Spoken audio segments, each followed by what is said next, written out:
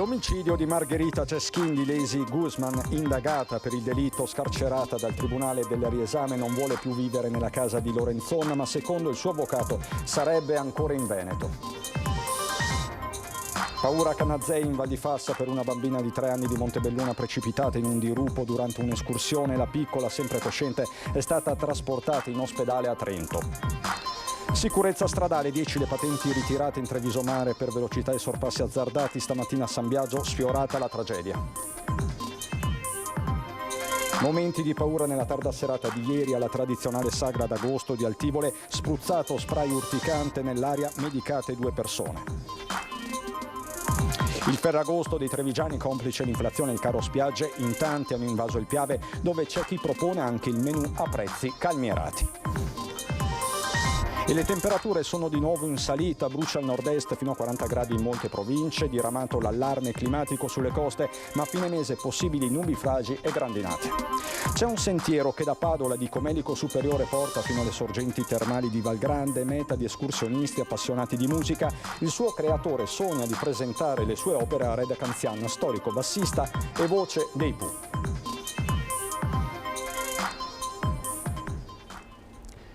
Bentrovati, buonasera telespettatrici, telespettatori di Antenna 3. In primo piano per questa edizione trevigiana dei nostri telegiornali ancora una volta il caso di Margherita Ceschin, l'omicidio Ceschin di Lazy Guzman, la 31enne dominicana accusata del delitto, accusata di essere una delle mandanti. È stata scarcerata, come sapete, nella giornata di venerdì su provvedimento del Tribunale del riesame di Venezia. Pare che la donna non voglia più vivere nella casa di Lorenzon a Ponte di Piave, ma comunque si troverebbe in Veneto, così assicura il suo avvocato. È in Italia, parlo costantemente con lei, rimarrà in Italia, non c'è pericolo alcuno che possa andare in qualche altro paese. Così l'avvocato Giuseppe Pioromano, legale di Lazy Guzman, che ha precisato come la donna non si sia allontanata dal nostro paese, ma che vivrebbe sempre in Veneto. Una cosa è certa, non ha nessuna intenzione di tornare ad abitare nella casa dove per anni ha vissuto assieme ad Enzo Lorenzon, il 79enne accusato, assieme a lei, di essere mandante del delitto di Margherita Ceschin, uccisa senza pietà nella sua abitazione a Conegliano. Ma assolutamente no. Ma è fisiologico, è normale, voglio dire, se io prendo uno shock in una certa situazione è chiaro che non ce lo so più mai mettere ai piedi. Avrà modo di andare, di prendere le sue cose. I carabinieri per questo omicidio hanno arrestato anche 2 dominicani, considerati uno il mediatore e l'altro uno degli esecutori materiali. All'appello mancano altre 2 persone, gli assassini che sono entrati in casa ed hanno soffocato la vittima, tornati subito dopo il delitto in Spagna. Di Lazy, compagna di Lorenzone, è stata l'unica ad essere scarcerata. Fino ad ora davanti agli inquirenti si è avvalsa della facoltà di non rispondere. Non è escluso che decida in un secondo tempo di raccontare la sua verità. Al momento la situazione è quella di una persona libera e io ritengo che non debba dire nulla. Processualmente poi, col dipanarsi del dibattimento, poi si vedrà che cos'è, cosa non è. Sono delle dinamiche che vengono, come dire, viste di volta in volta che i fatti si verificano. Sulla questione dell'auto di Lorenzon, che sarebbe stata utilizzata in questi giorni dalla donna, l'avvocato si affretta a dire: ribadisco, la macchina lì è, e contrariamente a quanto ho saputo attraverso i giornali, non l'ha mai utilizzata, la ferma e la resterà. Sempre per la cronaca, una bambina di 3 anni di Montebelluna è precipitata in un dirupo in Val di Fassa mentre insieme ai genitori stava percorrendo la Via del Pan, il sentiero del pane a Canazei. La piccola era su un sasso quando è scivolata, precipitando per diversi metri sul pendio erboso sottostante. Fortunatamente l'erba ha attutito la caduta, tanto che la bambina è sempre rimasta cosciente. Immediato l'allarme al numero unico 112, poco prima di mezzogiorno sul sul posto i soccorritori della stazione Alta Valle di Fassa con l'elicottero. Una volta in quota i soccorritori e l'equipe sanitaria hanno prestato le prime cure alla bambina, che è stata trasportata poi all'ospedale Santa Chiara di Trento. Sicurezza stradale, 10 le patenti ritirate nelle ore più calde del Ferragosto sulla Treviso Mare per velocità e sorpassi azzardati. Intanto questa mattina sulla Postumia a San Biagio di Callalta si è evitata l'ennesima strage. È finita in questo fosso a ridosso della Postumia la corsa di un 27enne kosovaro residente a Noventa di Piave, un volo di diversi metri dopo essere entrato in collisione con una Volvo Station Wagon. È stata una mattinata di allarme all'ingresso dell'abitato di San Biagio di Callalta, con i due mezzi che procedevano in direzione Treviso. Lo scontro poco dopo le 10:30, quando la Volvo cerca di svoltare a sinistra con la moto in fase di sorpasso. L'impatto è fortissimo, il ragazzo viene sbalzato dalla sella. Immediato l'allarme sul posto SUEM, vigili del fuoco, carabinieri con la polizia locale a supporto. Il 27enne è cosciente e viene portato al Cafoncello, è fuori pericolo mentre il traffico subisce pesanti rallentamenti. Sicurezza stradale in primo piano per l'intero ponte di Ferragosto, con un primo bilancio pesante da parte dei carabinieri. 4 le denunce per guida in stato di ebbrezza, 2 per possesso di stupefacenti localizzate nella zona di Vittorio Veneto. In particolare un uomo aveva con sé 70 grammi di hashish. Solo sulla Treviso Mare, strada sulla quale è scattata la task force voluta dalla prefettura, i militari dell'Arma hanno ritirato una decina di patenti di guida per divieto di sorpasso, velocità pericolosa e altre violazioni. Una ventina nel complesso le infrazioni al codice della strada. Ieri sera alla sagra tradizionale di Ferragosto di Altivole si sono vissuti autentici momenti di paura. Qualcuno ha spruzzato in aria dello spray urticante. Sono state medicate sul posto 2 persone. Era circa l'1 di notte quando i partecipanti alla tradizionale sagra d'agosto di Altivole hanno cominciato ad avvertire un forte odore che causava irritazione alle vie respiratorie. Un odore forte, appunto, che poi si è rivelato essere urticante, una sorta di, si pensa, spray urticante. E quindi le persone sono rimaste infastidite da questo odore e hanno chiesto l'aiuto dell'ambulanza presente in loco. Momenti di paura perché dai primi momenti le persone coinvolte, fortunatamente non in modo grave, non riuscivano a capire da dove provenisse il forte odore. Solo in 2, una donna e un giovane, hanno dovuto ricorrere alle cure dei sanitari a causa delle irritazioni, ma senza dover essere trasportati in pronto soccorso. Riferiscono che ci fosse un gruppo di ragazzi che stava discutendo e forse sia partito da là. Una discussione forse all'origine dell'utilizzo dello spray che ha fatto presto allontanare i presenti dallo stand in cui questo è stato spruzzato.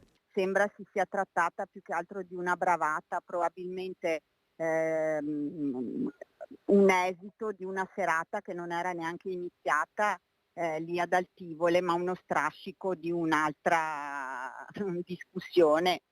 Però così sono supposizioni fatte alla luce di quei pochi dati che sappiamo in questo momento. Sono ancora in corso le indagini dei carabinieri che insieme agli organizzatori della manifestazione stanno lavorando per identificare gli autori del gesto. Un uomo di origini straniere di 45 anni è stato arrestato la scorsa notte dagli agenti delle volanti della polizia di Treviso mentre stava maltrattando la moglie. Gli agenti, avvisati dalla donna con una chiamata al 113, sono intervenuti trovandola con il capo ferito e sanguinante. Il marito l'avrebbe ferita con un utensile da cucina. Malgrado la presenza della polizia, l'uomo ha continuato ad aggredire la donna verbalmente. Il 45enne, con precedenti specifici, è stato dunque arrestato per maltrattamenti in famiglia e trasferito nella casa circondariale di Treviso, dunque a Santabona. Sempre per la cronaca, polizia e carabinieri hanno monitorato per tutto il Ferragosto le zone calde della Marca trevigiana. Un 25enne ladro seriale è stato individuato al Biscione, a Conegliano. Un daspo urbano è stato emesso a Treviso per l'area di Piazza Borsa, e ancora a Mogliano Veneto sono stati individuati i soggetti protagonisti di una violenta rissa registrata nelle sere scorse.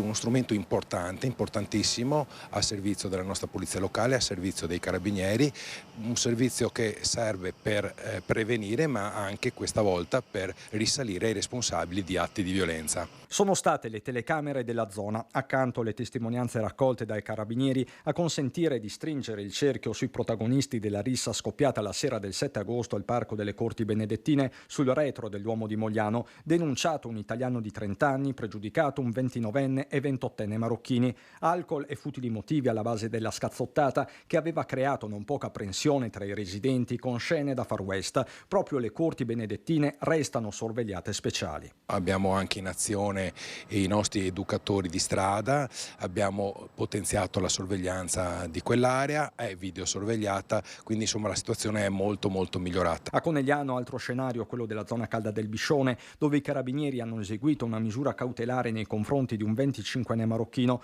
un divieto di dimora. L'uomo è sospettato di essere l'autore di una serie di furti commessi tra il novembre 2022 e lo scorso luglio nell'area del Coneglianese, soprattutto ai danni di negozi, cellulari e contanti, il bottino racimolato dal 25enne che nel 2023 ha già accumulato una quindicina di segnalazioni da parte delle forze di polizia, a suo modo un record. Ferragosto di controlli serrati anche per la questura di Treviso, con l'impiego di personale sia in divisa che in borghese e con l'ausilio del reparto prevenzione crimine di Padova. Monitorati i parchi cittadini del capoluogo, un daspo urbano è stato emesso dal questore nei confronti di un cittadino italiano sorpreso più volte in stato di manifesta ubriachezza in piazza Borsa, via Funicelli e Giardini di Sant'Andrea, aree nelle quali non potrà fare ritorno per 12 mesi. Segnalato poi un 20enne per possesso di hashish e 2 giovani che avevano con sé dei coltelli. Per tutti vale l'appello del sindaco di Mogliano. Lo ricordo a tutti i cittadini, quando si vedono certe scene, insomma, non basta segnalare sui social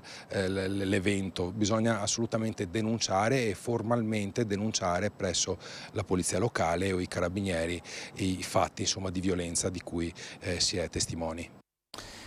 Andiamo adesso nella fascia pedemontana presa d'assalto soprattutto nella giornata di ieri per il Ferragosto. Gli uomini del soccorso alpino hanno compiuto una serie di interventi, è stata tratta in salvo anche una pilota tedesca caduta con il parapendio. L'allarme è scattato a pochi minuti dal mezzogiorno di Ferragosto alla centrale operativa del 118 che ha attivato il soccorso alpino della pedemontana del Grappa per portare aiuto a una pilota tedesca di 34 anni precipitata con il parapendio dopo essere decollata dall'ostella alpina di Borso del Grappa. La giovane donna era rimasta sospesa su una pianta a 5 metri dal suolo, da cui è stata calata dai soccorritori risaliti con le tecniche di tree climbing. Poco dopo una squadra è partita verso il comune di Romano de Zelino, dove in Valle Santa Felicita ha recuperato un escursionista di 52 anni di Borso del Grappa caduto sul sentiero 952 del Cavallo e trasportato in elicottero all'ospedale di Montebelluna. Dalla cronaca all'attualità con il nodo dei migranti. Su questo tema attualissimo è tornato questa mattina a Palazzo Balbi il presidente della regione Luca Zaia. Il previsto flusso di migranti in arrivo nel nord-est, insieme alla mancanza di medici che in Veneto tocca quota 3.500, proiettano forti preoccupazioni e inquietudini per i prossimi mesi, unite al fatto che il commissario straordinario per l'emergenza migranti, Valerio Valenti, ha parlato di istituire in ogni regione un hub per i rimpatri. Al momento non abbiamo un dossier aperto su questo. Resta il fatto che siamo arrivati a una situazione di sostenibilità. In questo momento stiamo ospitando 9.000 persone, ma abbiamo purtroppo la contezza che solo il 10% di queste persone avrà il titolo di rifugiato. Con la fine dell'estate è previsto l'arrivo di un numero maggiore di immigrati rispetto allo stesso periodo dell'anno scorso, con una stima superiore al centinaio di migliaia. Fatte 200.000 le persone che arriveranno quest'anno via mare, sappiamo che solo un 10% o 11% avrà titolo ad essere qui in Italia, quindi stiamo parlando di 20.000 persone. Con Zaia che ribadisce come l'Italia non possa essere il cuscinetto dell'Europa e accogliere tutta l'Africa. Questo non ci aiuta ad aiutare i profughi veri, e quindi sono loro che poi ne fanno le spese. Del resto tutta l'Africa in Italia non ci può stare ed è scandaloso la posizione europea. Difficile se non impossibile poi rimpatriare gli oltre 150.000 immigrati non aventi titolo a restare, Come fare visti pochi agenti sul territorio, con 10 poliziotti che devono scortare ogni migrante verso l'aereo? Qui si sta minando la sicurezza dell'Italia, conclude sempre Zaia. Cioè dobbiamo denunciare questa posizione scandalosa dell'Europa rispetto all'immigrazione. Le tensioni al carcere di Treviso dalla direzione della casa circondariale di Santabona definiscono sotto controllo la situazione dopo gli episodi di violenza dei giorni scorsi, ma per il sindacato della polizia penitenziaria non è affatto così. Interviene il segretario triveneto del sindacato di polizia penitenziaria SAPE Giovanni Vona dopo le tensioni sempre più frequenti all'interno del carcere di Santabona a Treviso, dove nei giorni scorsi un detenuto ha tentato di incendiare il materasso della propria cella, dando poi in escandescenza in infermeria, mentre un altro ha sferrato un pugno a un agente venendo poi trasferito di penitenziario. Di fatto non c'è un protocollo di intervento, magari ci fosse, e oggi come oggi diventa questa situazione di difficile gestione perché un qualsiasi errore non voluto o conseguenziale sforiamo nel reato di tortura. È molto critica adesso la situazione. Sovraffollamento delle carceri, tema che ricorre periodicamente, ricorda Vona, che boccia l'ultima soluzione lanciata dal ministro della giustizia Carlo Nordio, l'utilizzo di ex caserme. Sinceramente, senza offendere nessuno, credo che siano delle soluzioni assolutamente inattuabili. Vona risponde così alla domanda sull'eventuale utilità del taser, la pistola a scariche elettriche, all'interno delle case circondariali. Secondo noi lo sarebbe, però siamo stati esclusi da questa dotazione, diciamo, come strumento, perché operiamo all'interno di una struttura chiusa e quindi, come dire, di difficile calibrare l'uso in una struttura chiusa. Quello che ci vorrebbe, ma ovviamente non è di facile attuazione, è maggiori risorse umane. Treviso adesso un organico previsto di 100, dovrebbe essere sui 180 agenti, ce ne sono 100 sui 110 sulla carta, poi se andiamo sull'effettivo magari sono sotto i 90. Oggi come oggi con un piano ferie in corso, un piano ferie estivo in corso, sai quando inizi e non sai quando smonti. Andiamo da 8 ore a 12 ore. A Treviso infine ha riaperto da pochi giorni il carcere minorile che pareva dover essere invece chiuso definitivamente con il trasferimento dei detenuti nella nuova struttura di Rovigo. Speriamo che il numero di detenuti minori non ritorni quello che era prima degli episodi che sappiamo, episodi di violenza. Tutto si può ripetere, cioè non è cambiato nulla. Mazzi di fiori, piante, biglietti fuori da Camellia Bakery, la pasticceria di via Palestro. Siamo a Treviso, fondata da Valentina Soster, morta a 61 anni la vigilia di Ferragosto in seguito a una malattia. Treviso esprime così il suo dolore e la sua vicinanza per la scomparsa dell'imprenditrice, stilista e manager per Benetton, prima poi fondatrice di Camellia, che dalla zona della pescheria si è poi estesa anche al piano terra di Coini in Corso del Popolo. Sulla vetrina la foto della Soster con l'annuncio della chiusura per lutto. I funerali saranno celebrati sabato alle 11 nella chiesa di San Francesco, poi da lunedì la riapertura delle 2 pasticcerie. Parliamo adesso del Ferragosto dei trevigiani, un Ferragosto anche low cost. Per esempio è stato preso d'assalto il Piave, complice probabilmente il caro spiagge, e c'è chi si è inventato anche un menù anti-inflazione.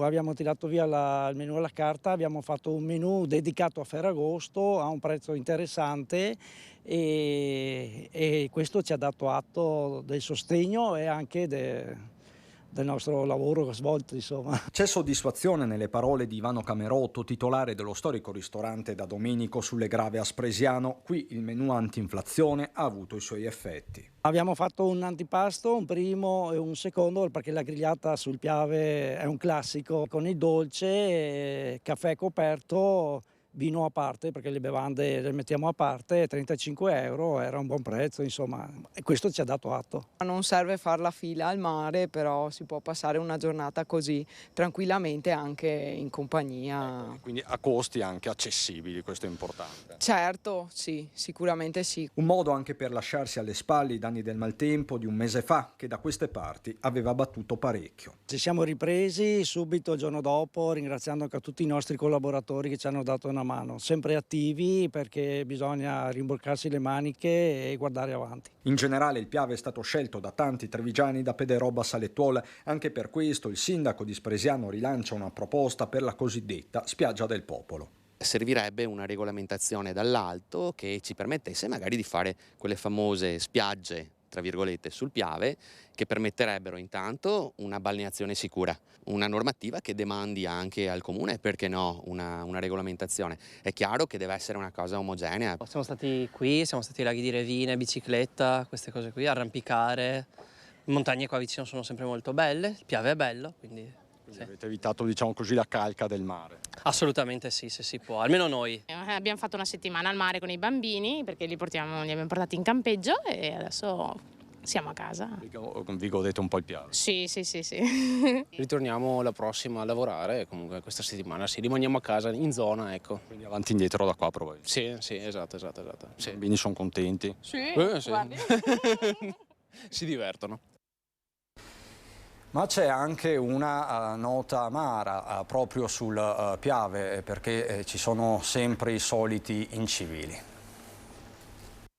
2 grossi sacchi bianchi di rifiuti ed alcuni cartoni che galleggiavano lungo il canale Piavesella. Ad accorgersi dell'ennesimo scempio ambientale, il sindaco di Spresiano, Marco Della Pietra, che ha preso il telefono ed ha registrato un video e scattato delle foto. Non si sa da dove provengano, almeno poi ieri era anche difficile avvisare qualcuno, visto che era un giorno di festa. La rabbia del sindaco, oltre alle sanzioni ci vorrebbero per gli ecovandali servizi socialmente utili. Io direi a questi imbecilli che è ora di finirla. Abbiamo appunto, come dicevo prima, un territorio meraviglioso. Lordarlo non si sa neanche a che pro, perché insomma, ci sono diversi modi per far smaltire anche se uno non vuole pagare, perché se li mettono dove abbiamo i cestini, noi 2 volte alla settimana passiamo e anche Contarina passa e li tira su, per cui lo trovo proprio uno sfregio a quello che è un territorio meraviglioso. La speranza è che una volta recuperati i sacchi all'interno si possa trovare qualsiasi cosa utile per identificare i responsabili che rischiano multe davvero salate.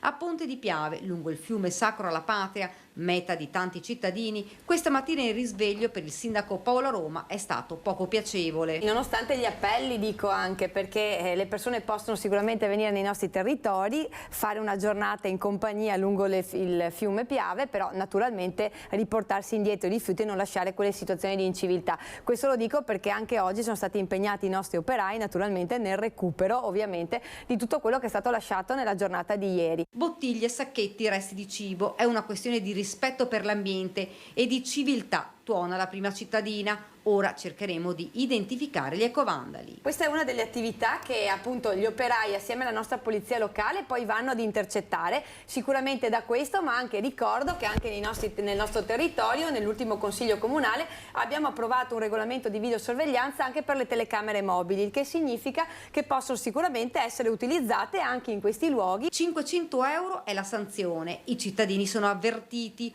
ora a controllare le zone ci sono anche gli occhi elettronici. C'è ancora molta cronaca di cui dobbiamo darvi conto, lo faremo subito dopo la pubblicità, pochissimi secondi.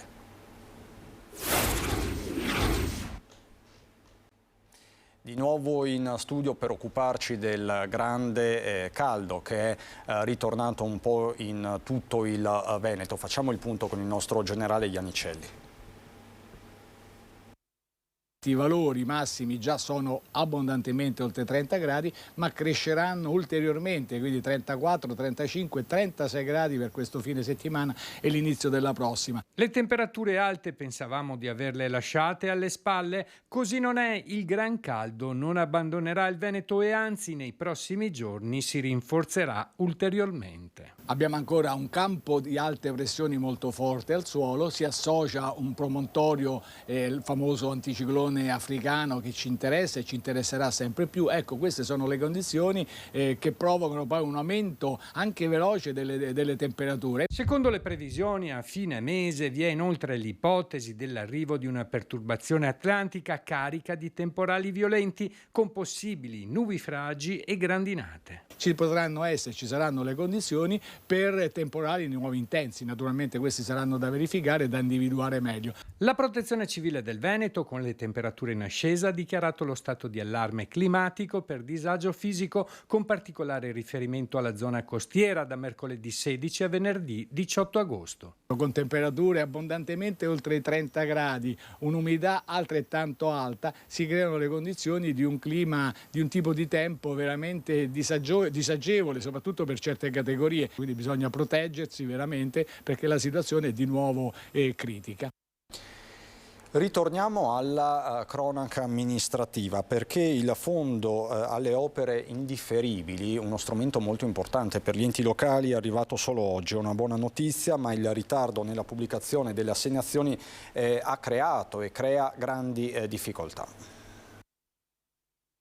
La notizia dell'ultimo minuto è buona, perché ci è stato comunicato dalla Ragioneria Generale dello Stato l'avvenuta pubblicazione dell'assegnazione dei fondi opere indifferibili, cioè quei fondi che servono a coprire l'incremento dei costi dei materiali che da tempo avevamo chiesto. Meglio tardi che mai. Il direttore di ANCI e UPI Veneto per la provincia di Treviso esprime soddisfazione per l'arrivo in mattinata della pubblicazione del decreto della Ragioneria Generale dello Stato per l'attribuzione ai comuni, alle province e alla città metropolitana dei fondi FOI secondo semestre 2023, finalizzati a compensare il ricaro dei prezzi dei materiali imposto per molti interventi di competenza degli enti locali dal PNRR. Il ritardo comporta però lo stesso delle complicazioni. Se i fondi arrivano in ritardo, tutti gli enti sono in grande difficoltà perché non possono fare le gare. Fondi indispensabili per compensare gli aumenti dei materiali. I materiali sono aumentati del 30, del 40%. Questo fondo opere indifferibili appunto serve a questo, perché dobbiamo ricordare che questi progetti PNRR erano stati presentati da comuni e province prima della crisi dovuta alla Covid e poi alla guerra in Ucraina. Il tema è rispettare i tempi. Se noi non aggiudichiamo entro il 15 settembre perdiamo il finanziamento. Se le comunicazioni dal Ministero arrivano in ritardo non c'è nessuna sanzione, e su questo è chiaro che bisogna far chiarezza. Nella provincia di Treviso i fondi superano i 2 milioni di euro. Solo per la provincia di Treviso si parla di fondi di 2 milioni e 200 mila euro.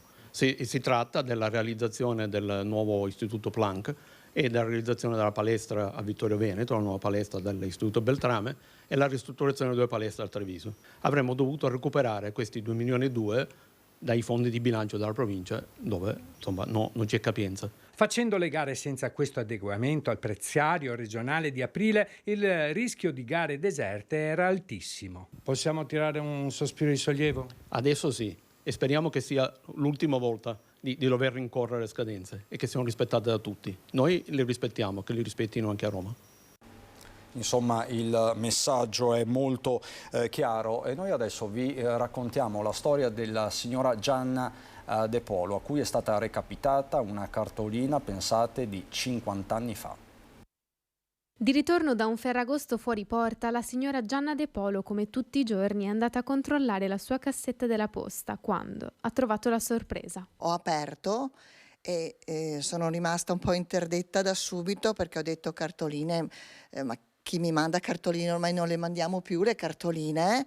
E poi sono rimasta stupita, ho detto ma innanzitutto ho guardato il nome Ornella, adesso io non conosco nessuna Ornella, ma e poi il mio stupore è diventato più grande quando ho visto l'anno, il 1973. Una grande emozione quella di Gianna, la cartolina di un tramonto sul mare iesolano tra le mani e il suo tuffo nel passato. Nel giro di pochi minuti ho ripercorso quegli anni. Veramente un'emozione grande mi aveva preso, è stato proprio che faticavo a dormire ieri sera, non le nascondo. E la tiene tra le mani ancora con gli occhi lucidi Gianna, una cartolina conservata perfettamente, 50 anni che non sembrano aver scalfito scrittura e colori. Per questo l'immediata telefonata ai fratelli per capire se fossero stati loro a lasciargliela mentre era fuori casa. E invece loro mi hanno detto ma no Gianna, no, noi non abbiamo cartoline di quel tempo.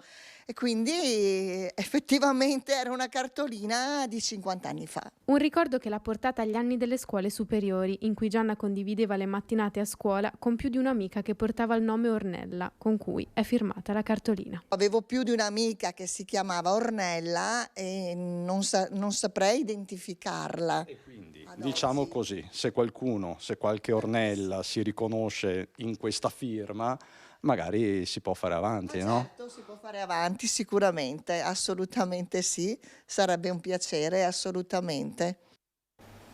E rimaniamo a Spresiano, dove sono 100 le candeline per nonna Nori, 100 anni festeggiati con parenti e amici e con gli onori del sindaco di Spresiano della Pietra. Eleonora Norma Breda, nata nel 1923, una vita di lavoro tra la casa e la filatura del Montello. Un lavoro, racconta Norma, che le è sempre piaciuto e mai pesato. 4 figli, Guido, Luciana, Antonella e Lorenzo, a cui anche dopo la morte prematura del padre non ha mai fatto mancare nulla. Un secolo che Norma racconta come bello e felice. Il segreto è essere sempre contenti di quello che si ha. Quindi tanti auguri a nonna Nori anche da parte di tutta la redazione di Antenna 3. E noi adesso andiamo a Belluno.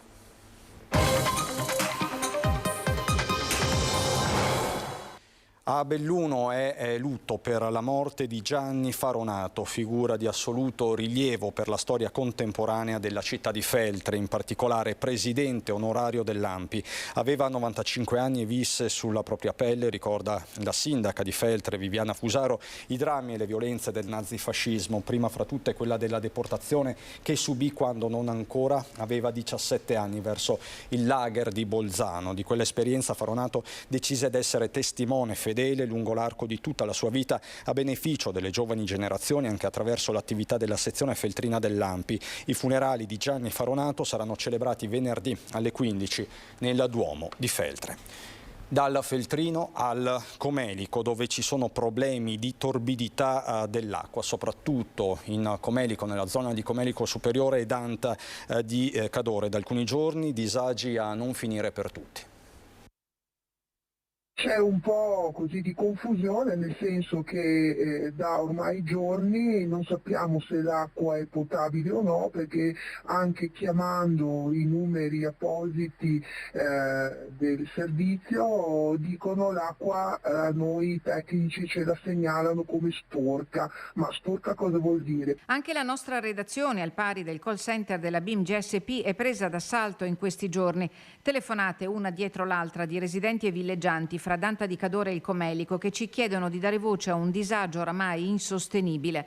Da 4 giorni, in concomitanza con un temporale, l'acqua dapprima è stata definita non potabile, al punto da suggerire all'utenza di non utilizzarla nemmeno calda per evitare di sporcare gli accumuli delle caldaie e di sospendere l'uso di lavatrici e lavastoviglie. Da non potabile l'acqua è stata poi classificata torbida, ma non si conosce l'esito delle analisi.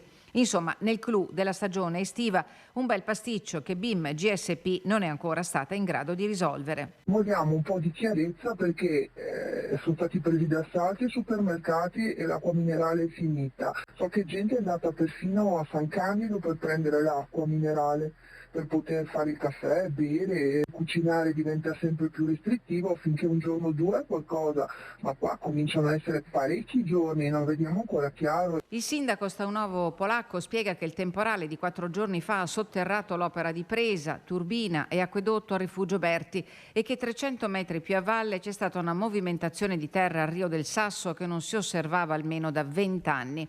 La stabilizzazione della sorgente non si risolve in 24 ore, afferma il sindaco, conscio della difficoltà e dei disagi.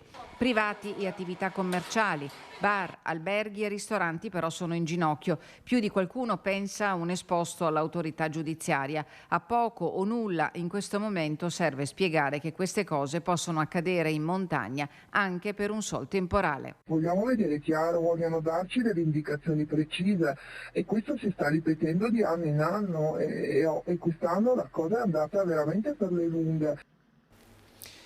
Nel pomeriggio la nota di BIM GSP che spiega la situazione di disagio che sta interessando i comuni di Danta e Comelico Superiore causata da 2 forti temporali che hanno causato infiltrazioni importanti negli acquedotti. Scrive BIM, su questi acquedotti non ci sono impianti di filtrazione ma solo vasche di decantazione che normalmente svolgono la loro funzione e fanno depositare sul fondo l'eventuale limo presente. Lunedì con il bel tempo la situazione si stava normalizzando ma il forte temporale di ieri sera ha di nuovo messo in movimento del materiale. BIM GSP sta verificando tutte le prese, cercando di escludere le sorgenti intorbidite con il rischio di non poter garantire l'approvvigionamento idrico. In queste ore si spera di riportare al più presto alla normalità le frazioni di Dosoledo, Candide, Casamazzagno e Sega di Gonna. Per il comune di Danta di Cadore la situazione è più complicata e l'esclusione delle uniche due fonti di approvvigionamento non sarà possibile. Ulteriori verifiche saranno eseguite nella mattinata di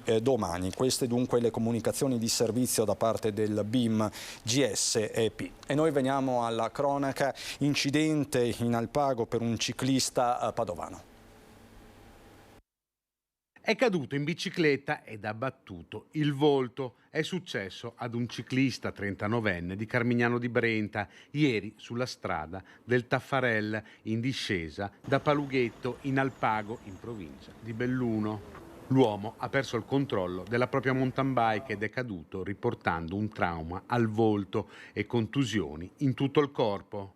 Il ciclista è stato recuperato con l'elicottero Falco 2 e portato all'ospedale San Martino di Belluno. Nonostante le gravi condizioni in cui versa, non è in pericolo di vita. Diverse chiamate d'emergenza ieri sera passate le 20 in concomitanza con un forte temporale che ha interessato l'Alto Agordino, in particolare quella di un escursionista bloccato sulla ferrata Piazzetta al Piz Boè. Il 40enne vicentino di Grumolo delle Abadesse doveva trovarsi verso l'attacco, ma la squadra del soccorso alpino di Livinallongo lo ha trovato a 2700 metri di quota, circa metà del percorso attrezzato. Una volta assicurato, l'escursionista è stato calato per 60 metri sulla verticale fino al sentiero sottostante ed è poi rientrato con la squadra alla macchina. L'intervento si è concluso a mezzanotte e mezza. Investi Scuola, Dolomiti Bus ha confermato la disponibilità di risorse al senatore Luca De Carlo, che proprio alla società di trasporto pubblico bellunese aveva rivolto un appello. Gli organi societari hanno manifestato la disponibilità ad accogliere la proposta di redistribuzione degli utili in via eccezionale per l'anno scolastico 2023-2024. Ora, spiega Luca De Carlo, la palla spetta alla provincia di Belluno, alla quale abbiamo offerto una soluzione al problema. E noi ritorniamo in Comelico per una storia di tutt'altro tenore, perché c'è un sentiero che da Padola, di Comelico Superiore, porta fino alle sorgenti termali di Valgrande, che da circa 4 anni è diventato meta di escursionisti appassionati di scultura e musica, oggetto della curiosità i personaggi di un'orchestra scolpiti dalle sapienti mani di Giorgio Osta, che nel bosco ha saputo ricreare un'atmosfera di pura magia.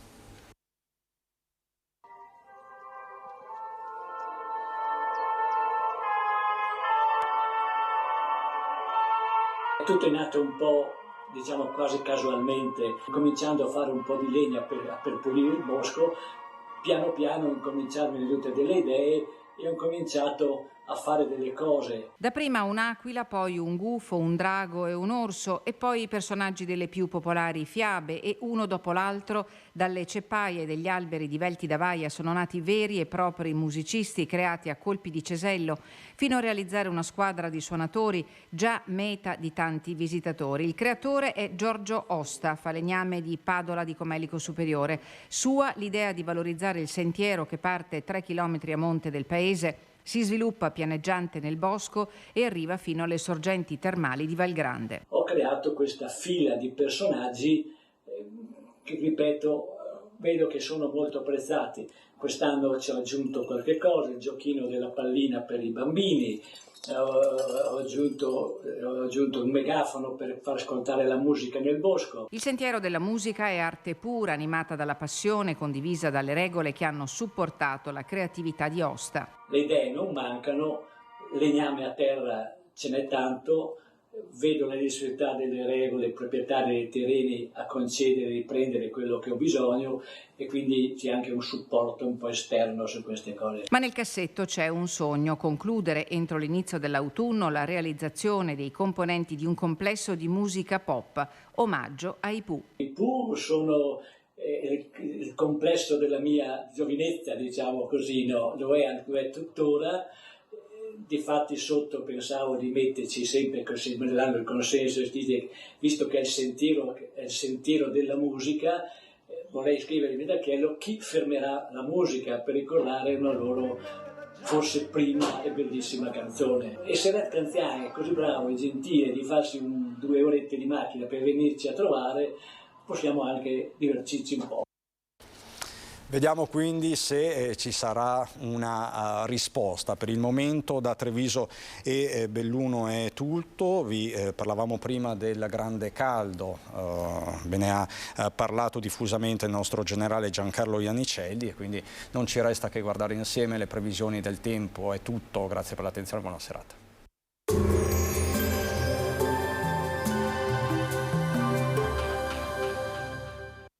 Portaci gli oggetti, i mobili, i vestiti che non usi più. Da noi, Guadagni, ex novo mercatino dell'usato. Aperto 7 giorni su 7, via Vicenza 23, Vede Lago. Benvenuti al Meteo, previsioni per giovedì 17 agosto. Sul Veneto cielo in prevalenza poco nuvoloso con spazi di sereno più presenti nelle ore più fresche della giornata. Sui rilievi atteso nel pomeriggio qualche addensamento nuvoloso che potrebbe portare a qualche rovescio temporale. Temperature minime tra i 19 e i 23 gradi, massime sui 33-34 gradi. Sul Friuli Venezia Giulia cielo in prevalenza poco nuvoloso, sulla zona montana da poco nuvoloso a variabile con probabili rovesci e temporali sparsi al pomeriggio. Sulla costa al mattino soffierà lieve borino, in giornata venti a regime di brezza. Temperature minime tra i 20 e i 23 gradi, massime intorno ai 30-31 gradi. Sul Trentino Alto Adige soleggiato al mattino, dal pomeriggio previsti annuvolamenti localmente associati a rovesci temporali anche intensi. Temperature senza variazioni di rilievo, venti deboli o moderati a prevalente regime di brezza. Temperature minime intorno ai 19-20 gradi, massime comprese tra i 32 e i 35 gradi. Dal meteo è tutto, arrivederci.